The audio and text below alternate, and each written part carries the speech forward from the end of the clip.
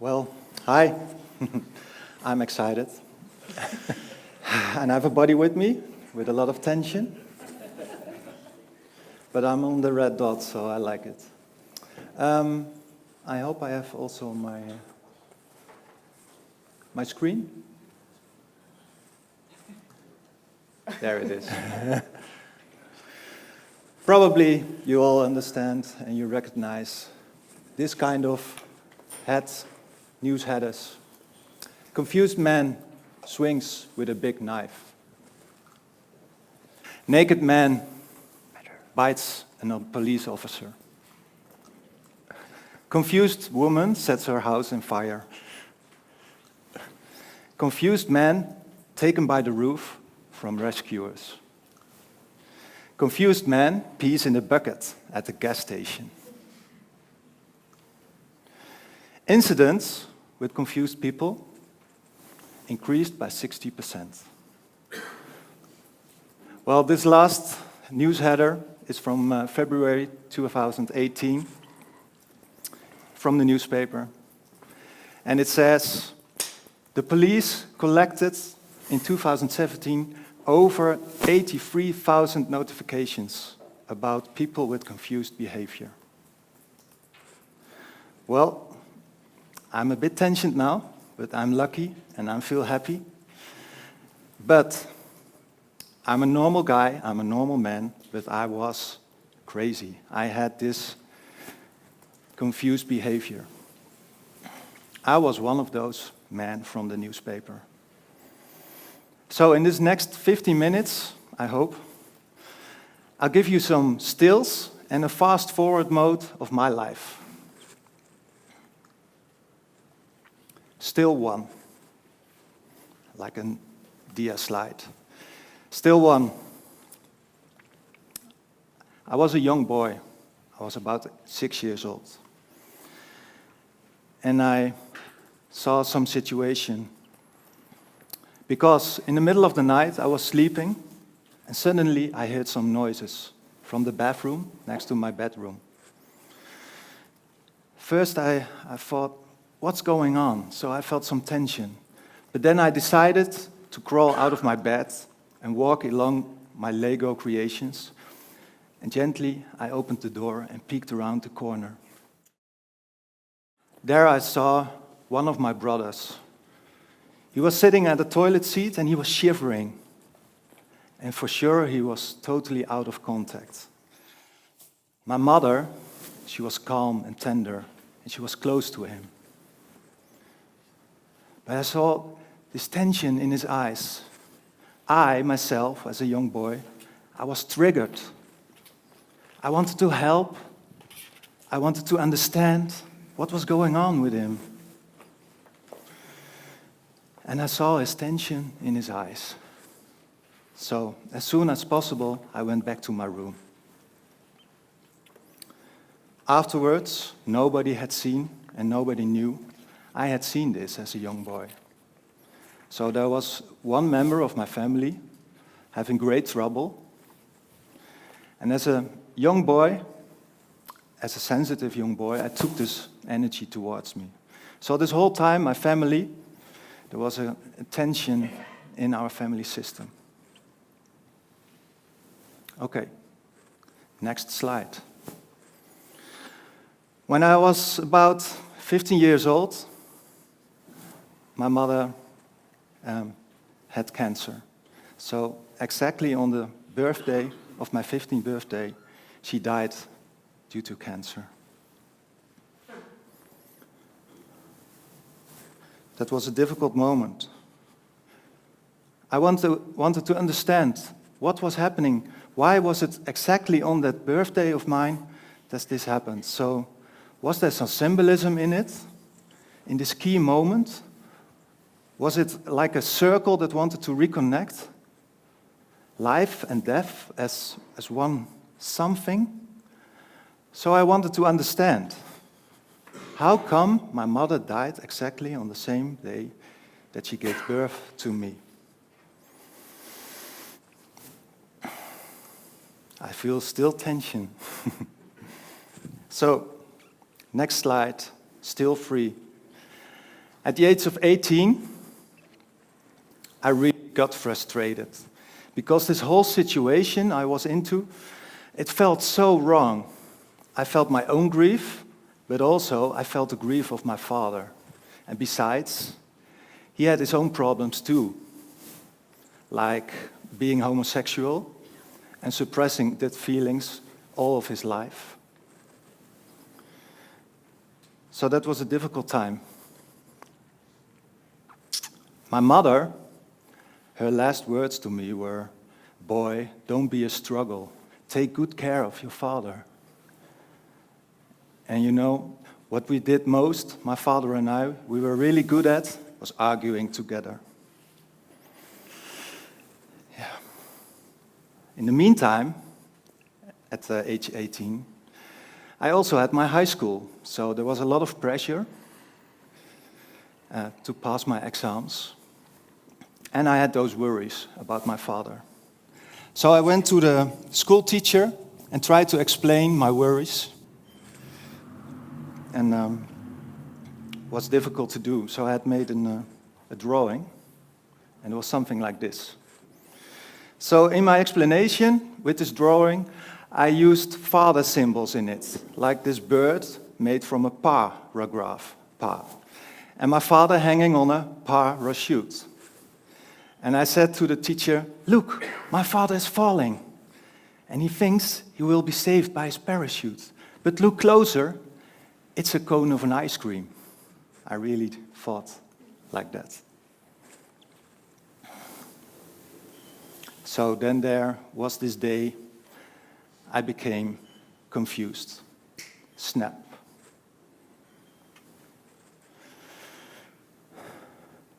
And now I'm still. Then there was this day I became confused.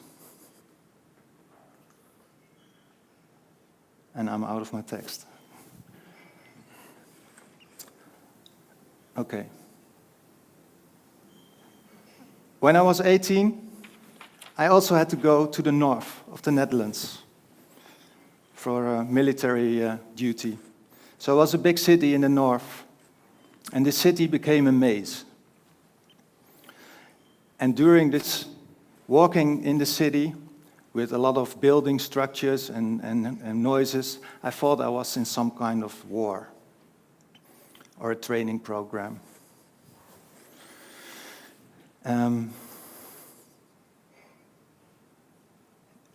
During that day, I was confused too. So in the end of the day, I managed to go back home by train, and it was late in the evening. Somehow I thought the electricity of the train, that I was connected to it, and I was able to influence the train's speed and braking mechanism. So that was strange.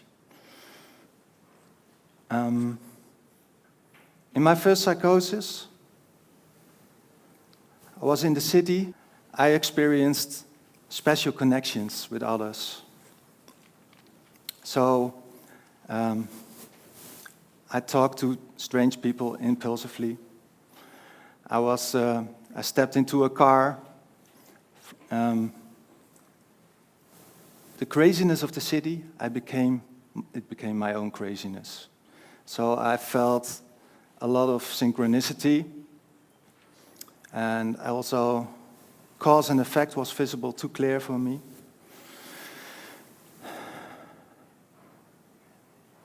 So this psychosis, it's like being out of reality, losing grip of reality, losing the connections with others. So on a subconscious level, it's so stressful to communicate, even more stressful than now. It gets interferences, so you lose it. And in the end, fantasy and reality is mixed up together. And it's really hard to have a normal reality to deal with, and also dealing with an extra one. I'll go on in fast-forward mode now, a bit, with this time of 1992 until 2011. In these years, I had 3 times more a psychosis. And I fully recovered each time, mostly by putting effort in my job. And I became an educated social worker, using my own personal insights and a lot of empathy. In 2011, there was a guy, a man, and I supported him in his daily life. He died due to alcohol addiction. So that was a big trigger for me. And I ended up in the hospital again. As soon as I came back to work, all of my colleagues more or less knew about my psychosis. And there was one lesson for me there. From that point, I was totally open and clear about my psychosis and my history with mental illness. I had again faced my past with mournings. And from now on, from that moment on, I decided instead of carrying someone's problems, I totally take mine. So that was a relief. I feel a bit relieved now too, so I guess I will be fine. Thank you for the support. Yeah. So there was a struggle, and it was a struggle now again. So I had this work, finally. I came a bit over it. So that was really a hard moment in my life, losing someone in my work. But I took a lesson from it. And that's a nice thing, because in 2014, my way of working, it was seen, and I was asked to have a job at We Harp in Arnhem. We Harp is an education program for people with lived experience, and it's from New York. And the name Howard Geld, that's the name from We Harp. Howard Geld was a man in New York with schizophrenia, and he had one good quote. He wanted to help, and he said, "We bring consumers into the system to change the system from within." So that education program came to Arnhem, and I was asked to work there as a coach and as a trainer. Using also my empathy. There were students at We Harp in Arnhem. These students, they learned how to support people in stressful situations. And as a trainer and a coach, I helped them to find their strength again and their talents and their best position. Well, this is Ellen from last class, last year. She's now in Hong Kong, and she sent this photo, so we still collaborate. So I helped these students. And because those students trusted me and followed my story and believed me, in return, they empowered me, this equal relationship. And that was really nice, because in this environment of work, I embraced my total weakness and found my strongest position. And from that strong position, it really felt like I landed. I had fallen so many times in my life. I finally found safe, healthy ground, fearless ground we created together. So I was really proud of that process and standing more strong. And from that position, I shared a social media article made by a television broadcasting called The Monitor about me using a flower bucket in a gas station at a shop, peeing in it. So that was me. And that felt really good, because this story went viral in 2016, and I was proud even on this story to open up and to talk about stigma. So after that, I was asked to share my life story again with creators of a new virtual reality concept about psychosis called the Verwarde Man. Together, we find a way to get grip on this confused behavior. And the team from KRO and NCFA, they were really passionate and they worked really hard. I became their agenda item in this meeting. I can see still there, I had time until 2:30. That was really nice because it's a real complex story, but we managed to make this complex story narrative in a narrative way and to tell it from the inside out. And it was a followable story too. So they had a lot of work to do with this. And we made it together. That was also really nice. This is my daughter with the poster. And this is a bit of the inside of the VR. This virtual reality, it's nice because it's a followable story from the inside. And people are able to have a bit known of the complex story in this dynamic story about psychosis. Afterwards, in this VR workshop, as members of the TEDx, people feel more relieved because this story, it's a whole story.